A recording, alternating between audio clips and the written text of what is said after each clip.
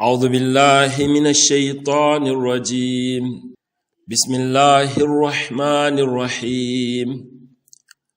قل أعوذ برب الناس ملك الناس إله الناس من شر الوسواس الخناس الذي يوسوس في صدور الناس من الجنة والناس.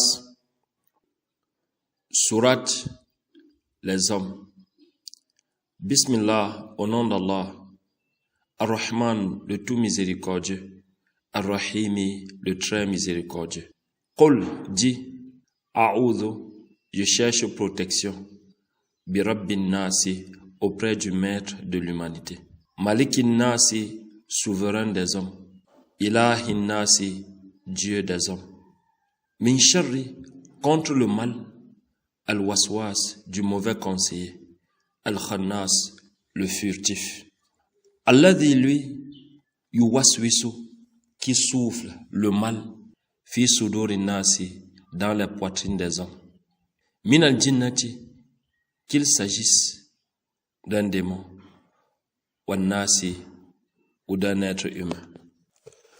Où Allah a dit, Qul a'udhu bi rabbin nasi, je cherche protection auprès du maître de l'humanité. Les exégètes expliquent qu'Allah s'est désigné lui-même comme maître de l'humanité pour nous faire comprendre que même si certains hommes peuvent être considérés comme des maîtres, il demeure le maître suprême. Où Allah a dit, Malik nasi, souverain des hommes. Car parmi eux, il y a des rois pour leur montrer qu'il demeure le roi des rois.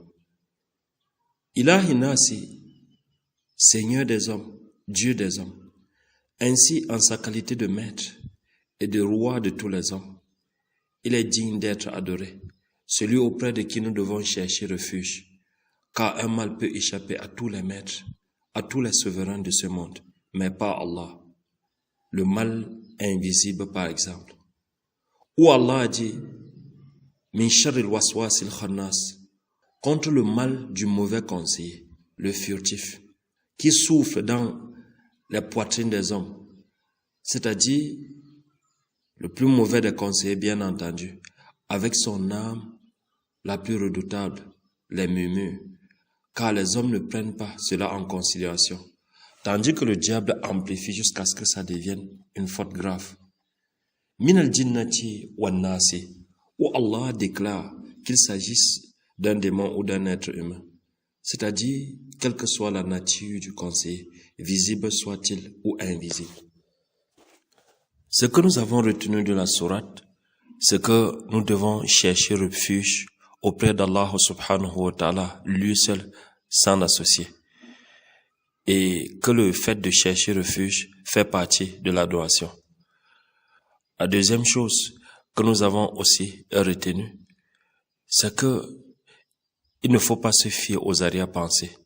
Il faut juger les choses par leur apparence, parce que certaines arrière-pensées proviennent souvent du démon, qui vient murmurer dans nos poitrines et amplifie jusqu'à ce que ça nous conduise à faire ce qui est grave. Ce que nous avons aussi retenu de la sourate, c'est que le mauvais conseiller peut être parmi les démons, c'est-à-dire celui qu'on ne voit pas, et il peut aussi être parmi les humains.